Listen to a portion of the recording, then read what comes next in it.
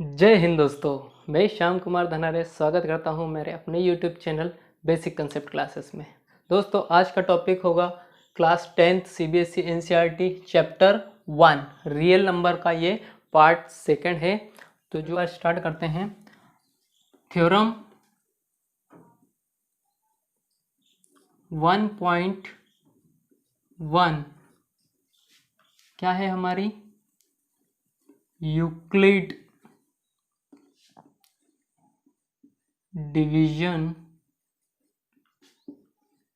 Lemma. आइए दोस्तों, आज हम थ्योरम 1.1 यूक्लिड डिवीजन लेमा पढ़ेंगे। दोस्तों, यूक्लिड एक साइंटिस्ट का नाम है, ठीक है, और डिवीजन मीन्स डिवाइड करना, डिवाइड, और लेमा इसके बारे में भी मैं आपको बताऊंगा, ठीक है। तो सबसे पहले दोस्तों, आज मैं शुरुआत करता हूं बेसिक से। कंसिडर कीजिए दोस्तों कि मेरे पास 5 है, ठीक है, 5 मेरे पास पॉजिटिव इंटीजर्स हैं, ठीक है, और मेरे पास है 2। आई बात समझ में? मेरे पास 5 और 2 है, तो स्वाभाविक सी बात है कि दोनों क्या है? पॉजिटिव इंटीजर्स, ठीक है। तो अब इनमें से कौन बड़ा है? 5 बड़ा है, तो मैं 5 के ऊपर मुंह खोल देता हूँ, ठीक है। अब मैं क्या करूँगा कि अगर मैंने 5 को 2 से क्या किया? डिवाइड किया। क्या किया? डिवाइड किया। तो मुझे क्या मिलेगा? 2 2 ज़ा 4 माइनस यहाँ से आएगा 1। इसका मतलब क्या है कि हमारे पास जो 5 है वो क्या है? डिविडेंड। क्या है बच्चों? डिविडेंड। हाँ, मुझे सुनाई दे रहा है, आप बोल रहे हो। ये क्या है? डिवाइज़र। ये क्या है हमारे पास? डिवाइज़र। और ये क्या है हमारे पास? कोशेंट। और ये हमारे पास क्या है? रिमाइंडर। ठीक है दोस्तों, ये तो आप जानते होंगे। अब देखिए दोस्तों, मेन मुद्दा क्या है कि यदि मैं 5 को इस तरीके से लिखना चाहूँ, कैसे? 5 को ऐसा लिखो, 2 इंटू 2, 2 2 ज़ा 4 प्लस 1 5। इस तरीके से भी मैं लिख सकता हूँ। आपने बोर्ड मास रूल पढ़ा है ना, उसी अनुरूप। तो यहाँ से देखिए दोस्तों, अगर मैं बात करूँ 5, तो 5 हमारे पास क्या है? डिविडेंड इक्वल टू 2 हमारे पास क्या है? डिवाइज़र।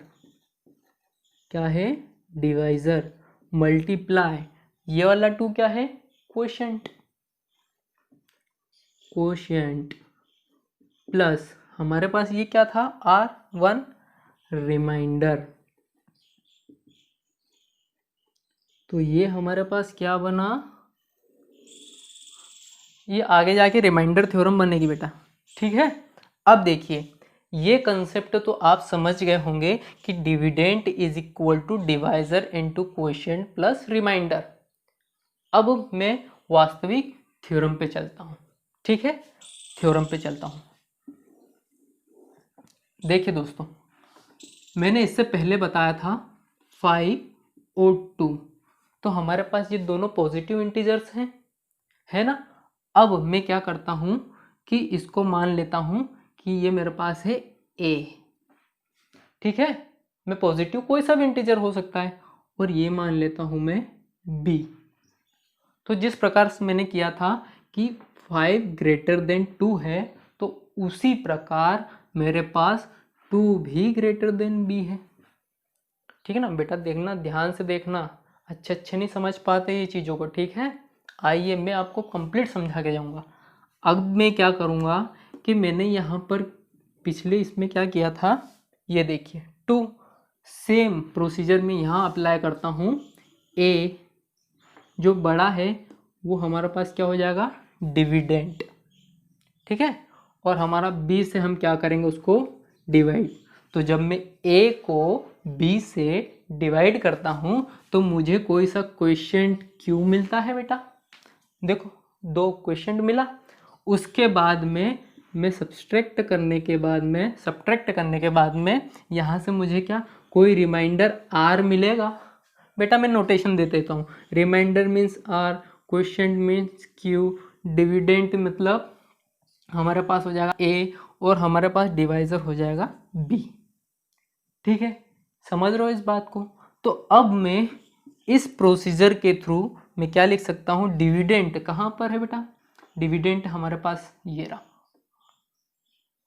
तो डिविडेंट ए इक्वल टू हमारे पास क्या है, divisor b into question q plus are.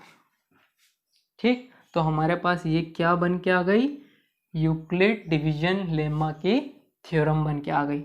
मैं स्टेटमेंट भी लिखवाऊंगा आपको, पहले बेसिक कवर होगा।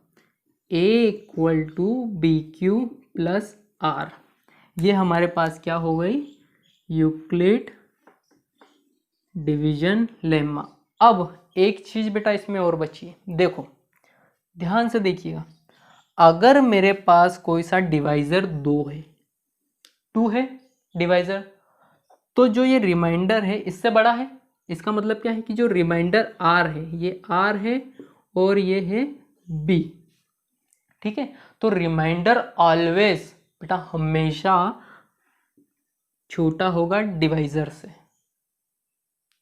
और किसी भी स्थिति में रिमाइंडर बेटा माइनस में नहीं आता, माइनस में नहीं आता। या तो रिमाइंडर 0 आएगा या 0 से बड़ा आएगा, बट किसी भी स्थिति में रिमाइंडर माइनस में नहीं आएगा। तो देखो ये जो रिमाइंडर है, यह रिमाइंडर या तो किसी सिचुएशन में 0 के बराबर आएगा या फिर रिमाइंडर 0 से बड़ा आएगा। तो हम कैसे पढ़ेंगे कि जो हमारे पास क्या है, divisor is greater than remainder and remainder is greater than equal to 0। तो सेम प्रोसीजर यहाँ पर अप्लाई होगी। जो हमारा रिमाइंडर है वो ऑलवेज छोटा होगा किससे, डिवाइजर से, और जो रिमाइंडर है वो ऑलवेज इक्वल या उससे बड़ा होगा। तो ये हमारी थ्योरम कंप्लीट हो जाती है। ठीक है बेटा, चलो अब हम इसका स्टेटमेंट देखते हैं। आप इसका स्क्रीनशॉट ले लीजिए।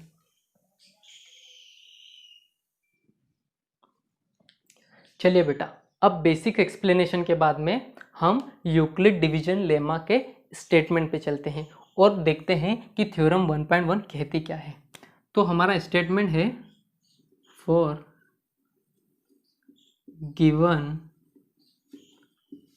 Positive integers a and b, there exist unique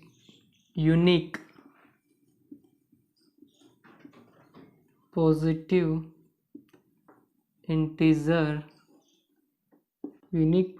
integers r and q satisfy a equal to bq plus r where r is greater than equal to 0 and less than b। तो देखिए दोस्तों, ये हमारा statement है, इसको मैं explain कर देता हूँ। सेम वही है जो मैंने अभी बेसिक में बताया। देखो बेटा, हमारी बात हो रही है जो पॉजिटिव इंटीजर हमने माना था a और b, उसी प्रकार जैसे मैंने a को b से डिवाइड किया था, तो मुझे एक यूनिक, बेटा देखना ध्यान से देखना, यूनिक पॉजिटिव इंटीजर मिले थे। कौन कौन से मिले थे, एक मिला था q और दूसरा मिला था r। यूनिक का मतलब एक सबसे अलग। ठीक है, a और b को b से डिवाइड करने के बाद में मुझे q और r एक यूनिक इंटीजर्स मिले थे, जो क्या करते हैं सेटिस्फाई करते हैं a equal to B Q plus r को, where 0 is less than equal to r and r is less than equal to b। बस बेटा यही है हमारी थ्योरम 1.1 यूक्लिड डिवीजन लेमा की। उम्मीद है आप ये समझ चुके होंगे। अब मैं आपको लेमा के बारे में थोड़ा एक्सप्लेन कर देता हूँ कि व्हाट इज लेमा होता क्या है। ठीक है, तो आइए बात करते हैं लेमा की। बेटा लेमा क्या होता है? It is already proven statement used which is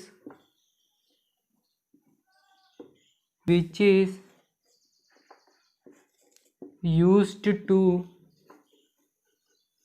prove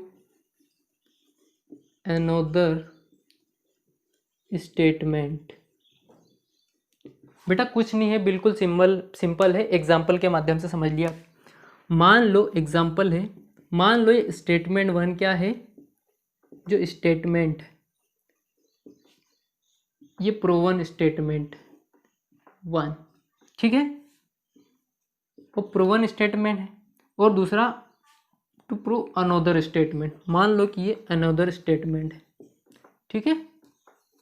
अब मेरे पास मान लीजिए कि मेरे पास स्केल है, जो आप यूज़ करते हैं ना स्केल, वही 15 सेंटीमीटर वाली स्केल है, और मैंने एक लाइन खींची, ठीक है, मैंने एक लाइन खींची। अब जो हमारे पास स्केल है वो पहले से प्रूफ है, 1 सेंटीमीटर में 10 mm होंगे, और यहाँ से यहाँ तक कितनी 15 सेंटीमीटर की लाइन होगी। तो ये क्या है हमारे पास? पहले से प्रूवन स्टेटमेंट, जो पहले से प्रूफ है। और हम अब क्या करेंगे, जो स्केल का उपयोग क्या किस में करेंगे? इस लाइन को प्रूफ करने के लिए। तो मैं क्या करता हूँ कि इस स्केल को उठा के यहाँ पर रखता हूँ, इसको मेज़र करता हूँ। तो इसने मेज़र कर दिया कि यहाँ से यहाँ तक की लाइन 15 सेंटीमीटर की है। इसका मतलब क्या है कि ये दूसरा स्टेटमेंट था, और इसको प्रूफ करने के लिए मैंने जो पहले से प्रूफ स्टेटमेंट था उसका उपयोग किया। बस सेम टू सेम इसी वे में जो हमारे पास लेमा है वह यही होता है कि ये पहले से सिद्ध किया हुआ कथन होता है, जिसका उपयोग दूसरे कथनों को सिद्ध करने के लिए करते हैं, ठीक है। तो आई होप ये सारी चीज़ें आप समझ चुके होंगे। अगर अच्छा लगा लाइक कीजिए, शेयर कीजिए और हमारे चैनल को सब्सक्राइब कीजिए।